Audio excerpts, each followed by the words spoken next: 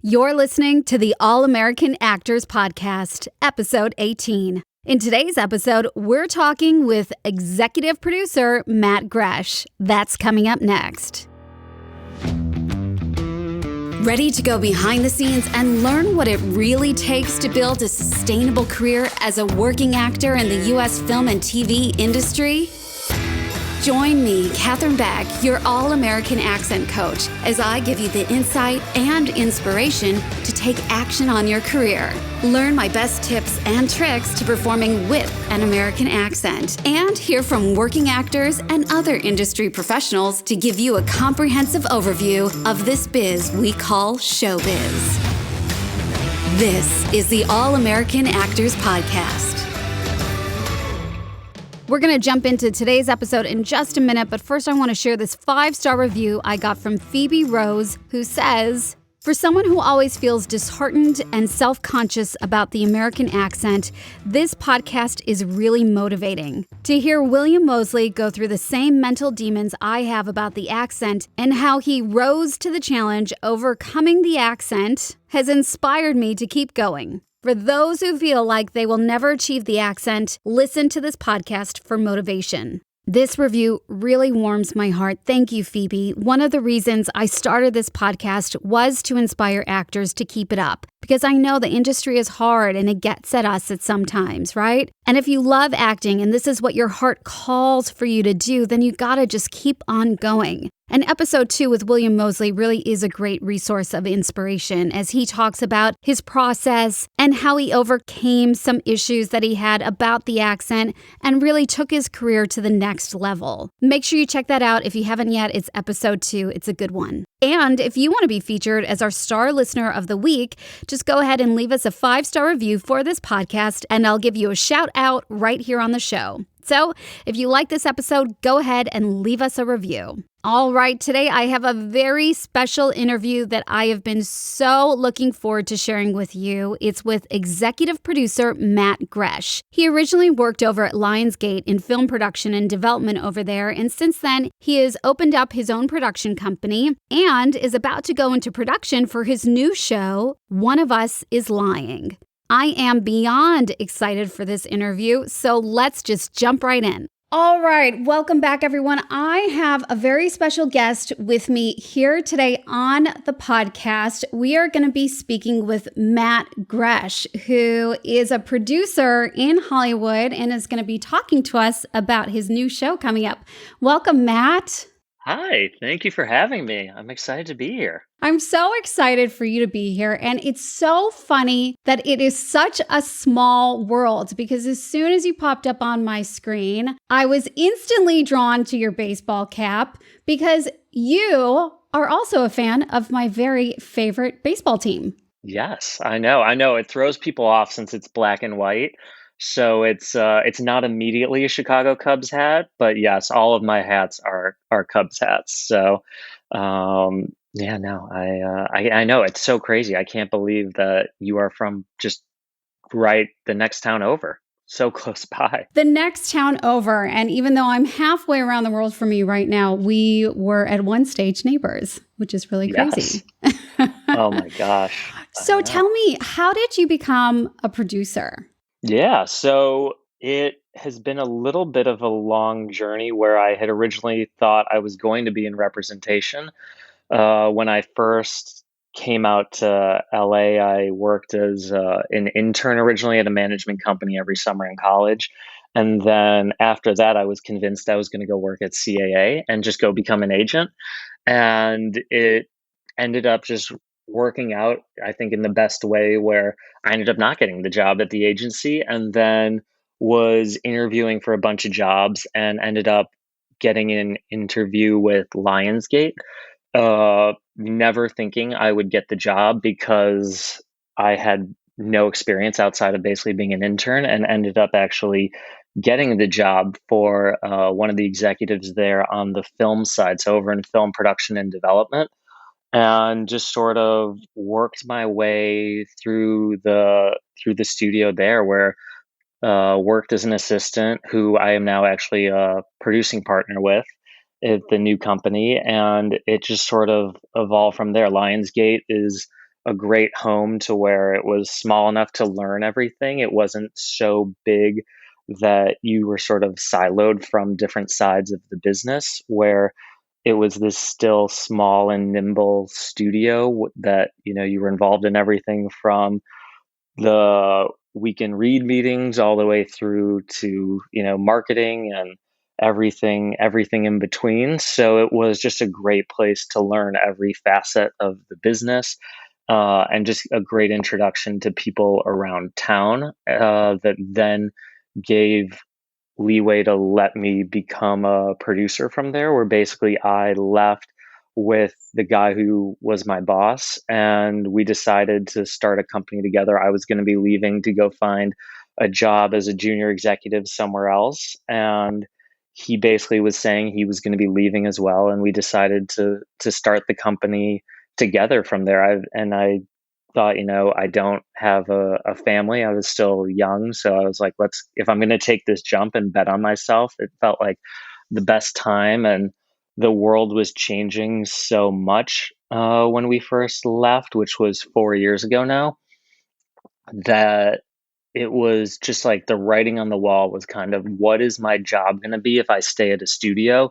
And if I'm not at like Disney or Marvel or somewhere, like what is a film executive's job going to be 5 years from then? And I think just because of the emergence of streamers, it has made the film business more interesting for smaller companies and for producers, because it's given this big resurgence to independent films basically now that, uh, was always kind of there. You would go take a movie to Sundance, and your buyers are basically, Lionsgate, Weinstein, Sony Classics, a lot Focus, a lot of the usual places.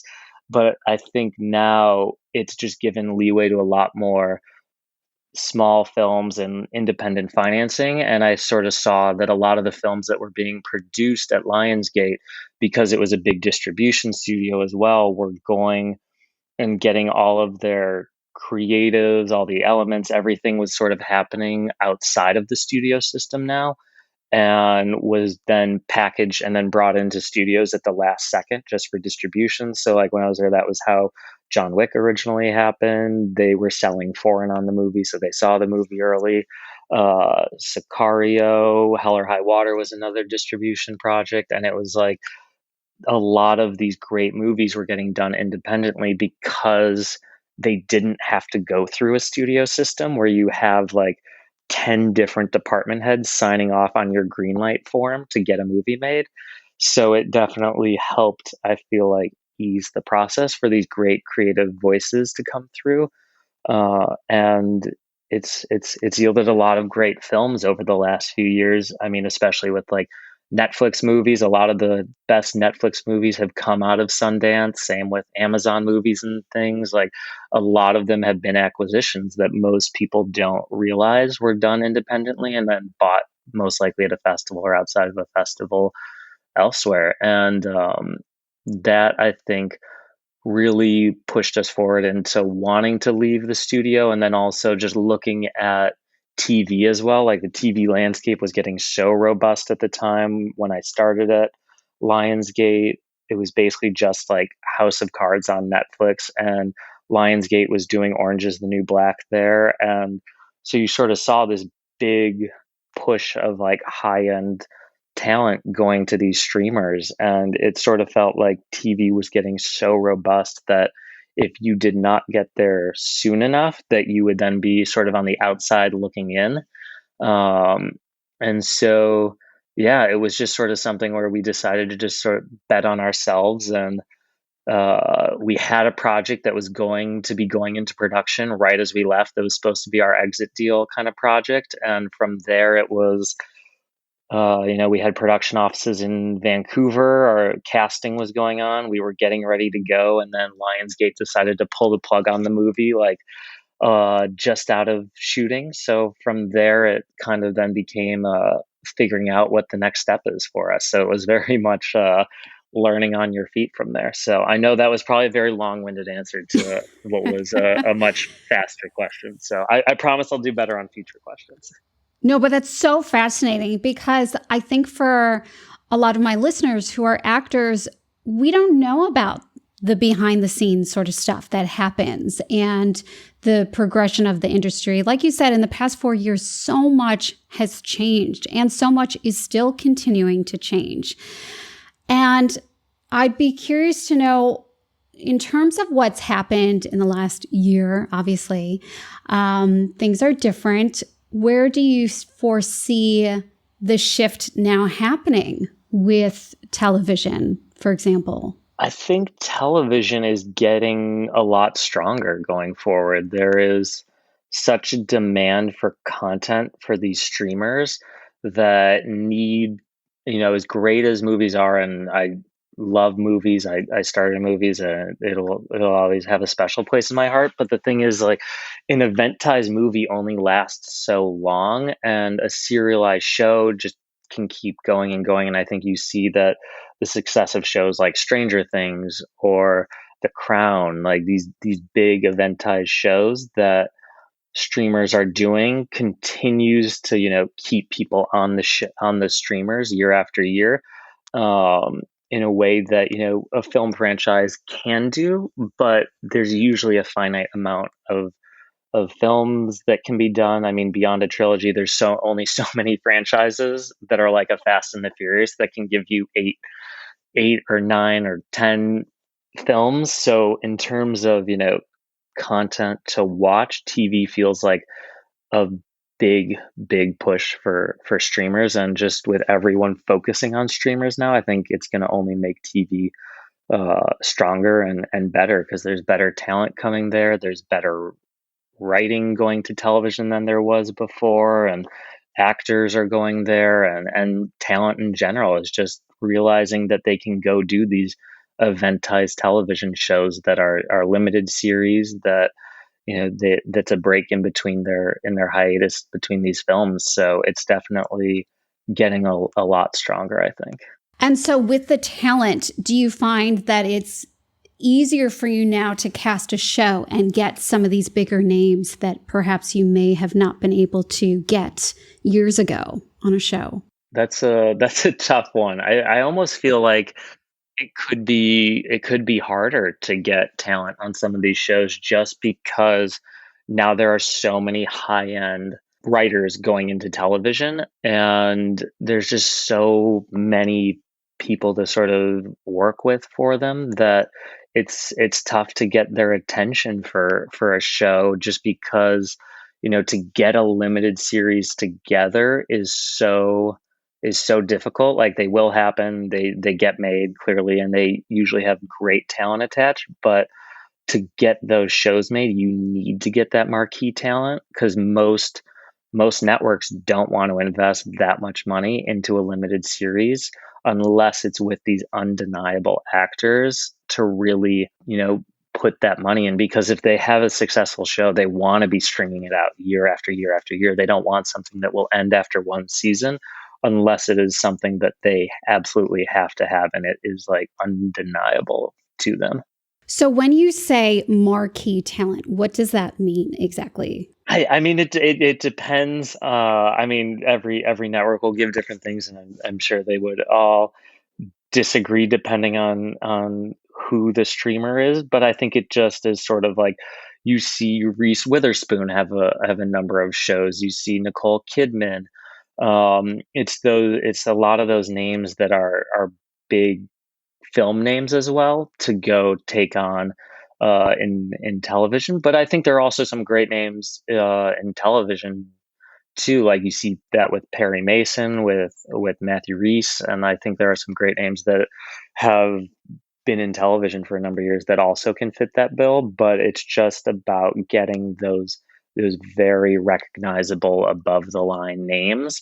But I think that's also very limited for those kinds of shows, and it also depends on how it's getting made and who it's going to. So a lot of independent television is starting to get made as well, so that's giving range to new talent and new voices in television that you might not have gotten before. So there are great shows that, if you can find this independent financing to piece television together, which is also a place where I think television is going to go in the future, with how global it's getting, that you can get these great voices and great actors who no one really knows, and you can have these great shows come through.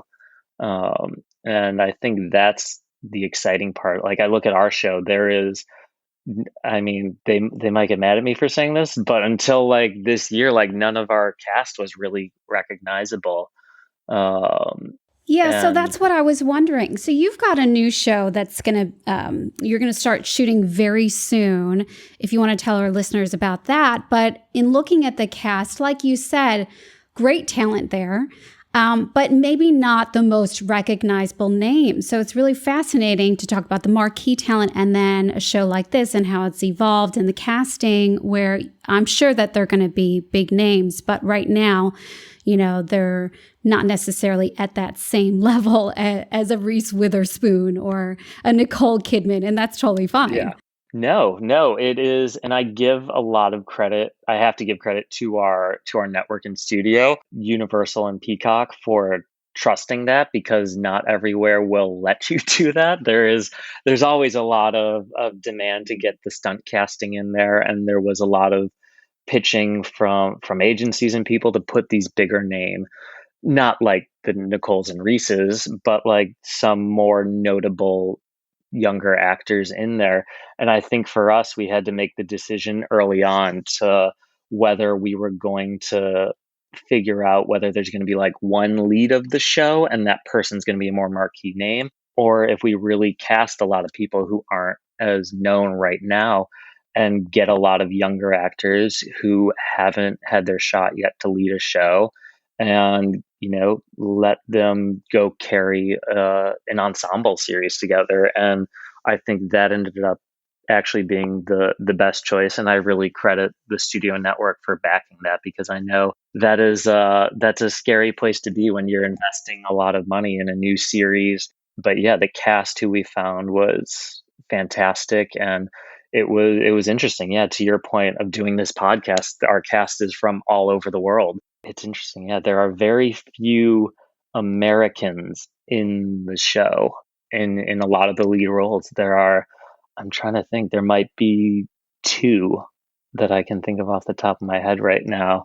Or maybe three in like the series regulars that are American. It's a lot of, I mean, there's people from Ireland, the Dominican Republic, a lot of Australians, Canada. So it's definitely like a very global way to pull talent in. And there's a lot of great talent everywhere in the world. So it is, it's a great opportunity, I think, to be working with some talented young actors. That is really cool. And it shows that, a show isn't just local, it's international. And it's incredible to see that in terms of the casting with actors, that it is international, that there's actors all over the world working on these shows, which is really exciting. And the fact that you're going to be shooting in New Zealand, is that right? So I'm sure you'll be hiring local talent there as well for the show too. Yes. So we shot the pilot in Vancouver, but just through a number of decisions and the way the world has sort of evolved in the last year, we decided to move the show to New Zealand. And I'm so excited to go there, and very excited to work with the talent that is there as well. It's always been somewhere where I've wanted to go and shoot and work. So I can't wait to work with the crews and actors down there. Yeah, you'll love it. I mean, the caliber of talent, both in New Zealand and Australia, is amazing. Such dedicated actors and people in the crew as well. So you're going to have a great time. So in terms of the casting process, how did that go? Because I think a lot of actors are really curious about that. Like when you get down to, let's say, the final 2 or 3 for a role, especially like when you're talking about the pressure of, thinking about having a big name and then deciding to go with, a new talent, let's say, that's not as recognizable. What goes into that like final decision between like the last couple of actors? I think actors are always wondering, like when they get to that point, why they didn't book the role, why that other person got it. Oh, Oh, that is tough. And I would say it's not a unilateral decision. There are a lot of great partners, and there are other EPs on the show with me as well. And it was a very a collective choice. So it's not like one person really hating someone, but it comes down a lot, I would say, to. I mean, unfortunately, there are a lot of arbitrary things that go through people's mind when you're casting, where it's just very much like something I do not envy actors for, where just like half the time there's a feeling of they did not see that person in their mind as the role. At times, though, there are also people who surprise you, where it is not at all what you thought for the role, but you absolutely love it, what they did and the choices that they made, where it gives you pause and it makes you actually rethink the role entirely, which happened with one of our actresses who audition. She self-taped from Canada when we were still casting in LA, and I remember it was the first, because Canada went first, because it was not one of the like main four within the show. It's still a series regular, but yeah, she was the first audition that we had seen, and we ended up looking through quite a few others, but she was just so interesting, and she took the character in a way that we had never expected taking her, and we absolutely loved it, and it ended up changing the script, and our writer went back and redid a few things to like have her fit the role, because we just loved what she did with it so much. Yeah,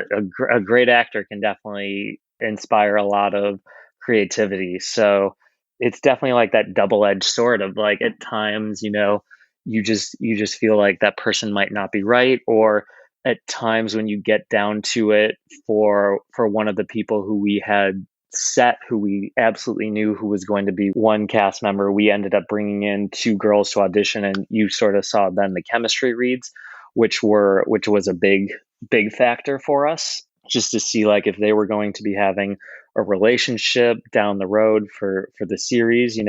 Who do we really want to see on screen together? And it becomes almost a more in tandem decision, where it's like, you know, this one actor might have been hired if it was just that person getting cast alone. But when you put them within this ensemble, you have to sort of figure out who makes the most sense in sort of that bigger scale. So it was a little bit tougher with that respect for the show, because it is this big ensemble of a lot of young actors. You sort of need to see who all can fit together within that puzzle. It is tough, but there is, I would say, I mean, there is a little bit of a personality factor in there as well, in terms of like, if there were some people who we were more put off by, who were a bit more standoffish and felt a little bit more entitled, and that happened to be like a few of the names who were not like, again, like not marquee names, but there were people who had done shows before, and a few people who had led shows before, who definitely had this arrogance to them, that I would say was also like, when you're doing a show, especially a show over a film, where you're like, I could be dealing with this person for years. The cast is going to have to be dealing with this person for years.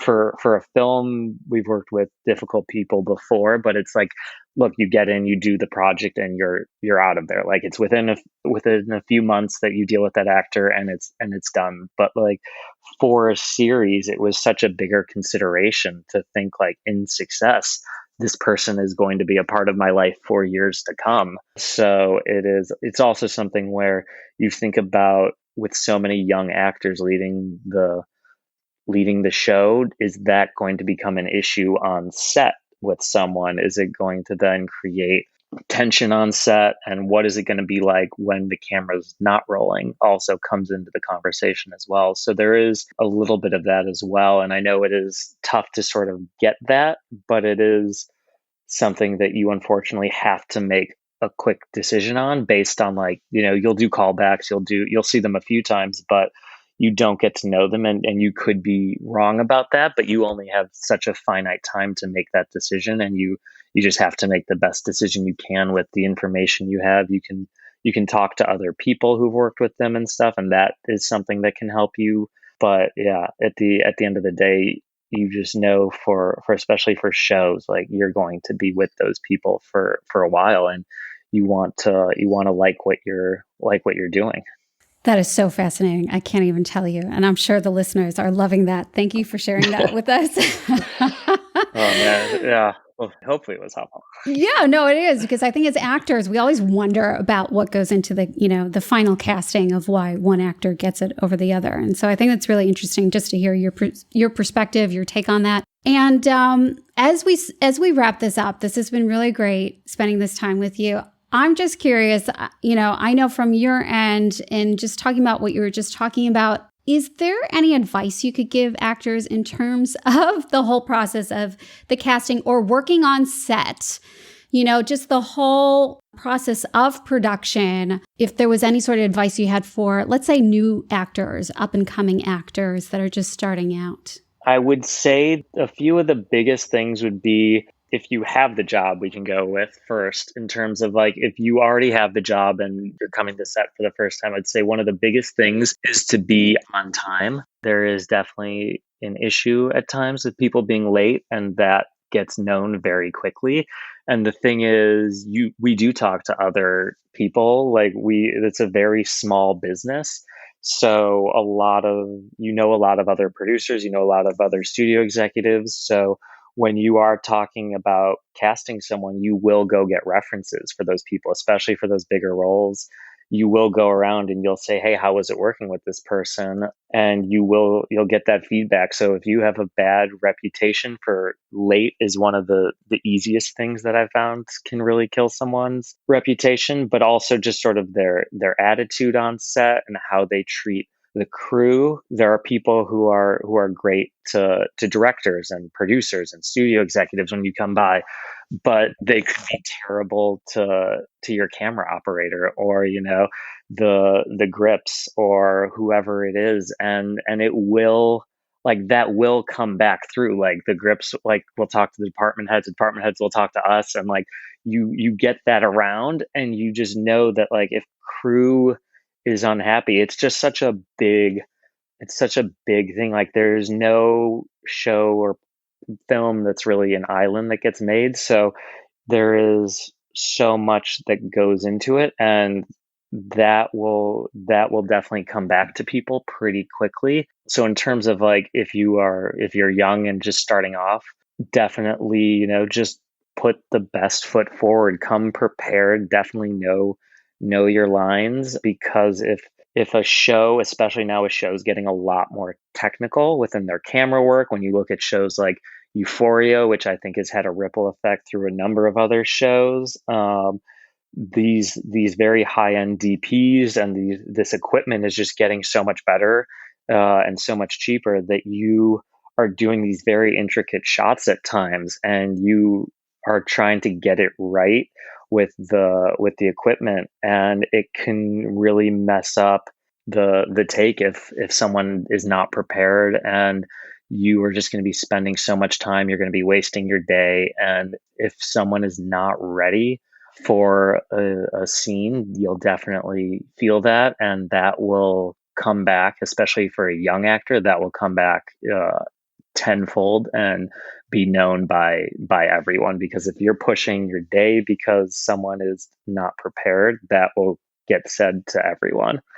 But yeah, I would say then also, if you're auditioning, or you're still trying to get the job, I would guess the preparedness goes the same way. I have not been an actor, so I cannot explicitly give advice on preparing for a role the best way. So I will leave that to much smarter people. But I would just say the biggest advice I would give, and it's something that I try and talk to all of our actors about, is the thing about acting, it kind of feels like is, and you can correct me if I'm wrong here, but I do feel like a lot of actors are just waiting to get their job, and they're waiting to get their chance. And I think the thing I've seen with a lot of younger actors who've been successful are actors who will go out and write or direct, or even if it's not great material, they're meeting with these people on set. So if you are great and you're not great, if you are lucky enough to get a job and you are on set, you should go around and talk to all the crew. You should go around and get to know what these people do on set, because if you want to go shoot something in your own time, you can call in these favors. Like crew get so bored in their downtime. So people will go work for free and you can go shoot your own thing and you can go start building up your resume so much more when you need materials and for people to watch things that you've been in to just show your acting chops and to get better at acting. And I think just writing as an actor, even if it's not good at first, it just shows you get an understanding of what goes into making what you're reading for and just what the writers go through. And I think it can only help your acting as well. So that would be the biggest thing I would say to younger actors is like, just don't wait for someone to let you act. Like, go out and do it. Even if it's terrible at first, like, it'll get better over time. I 100% agree with you. This is such an exciting age for actors and all creatives really, is that you have the capability to create your own work and to get it seen by millions of people very easily these days, where it wasn't that way, back in my day when I was starting out. It was definitely not like that. So why not take advantage of the time and use it, to your advantage? I think that's amazing advice. Matt, thank you so much for joining us today. So tell us, where and when will we be able to see your new show, One of Us is Lying? You will be able to see it on Peacock, which is the new NBC Universal streaming service, which just got The Office and is having the Olympics on it this summer. So you will be seeing it a lot more within the upcoming months. But the date is still to be determined. We're going to be shooting very soon. So we wrap in August and hopefully it will be ready, in October to be seen on Peacock. Well, I know I will definitely be very excited to see this, as will my listeners. I think this sounds like a fantastic show. Once again, thank you so much for joining us today. Yeah, thank you for having me. Thank you for being so generous with your time, Matt. And I always love speaking to a fellow Chicagoan. I cannot wait to watch your new show as soon as it goes to air. And if you were listening to this episode and you're thinking, I want to start my own podcast, or I'm really curious about podcasts. Well, so was I before I started. And you know what? It's a whole lot easier than you think. I learned from my friend Courtney Elmer, and she is opening the doors to her program, the same program I took, where I learned how to start a podcast. So if it's something that you're interested in doing, just head over to katherinebeck.com/podcast to get all the information on how to sign up to her program. And if you sign up for it, you're going to get a special bonus from me as well, which is the Script to Performance bonus, where I'm going to teach you how to bring your script to life. All the details are on katherinebeck.com/podcast, so make sure you go check it out. And if you love this episode, go ahead, take a screenshot of the show, share it on Instagram, tag me in it at Katherine_Beck_. You can find me there. You can also send me a DM and let's chat. And coming up next week on the show, we are going to be talking about why you do not need a good ear to master the American accent. Yep, that's right. There is more than having a good ear to truly master the American accent. And that's coming up next week. Now make sure to share the show with all your actor friends. Let them know what's coming up next week and invite them to tune in with you and learn how to become an all-American actor so you can be the working actor you dream to be. Until then, go practice your American accent, and I'll see you back here next time.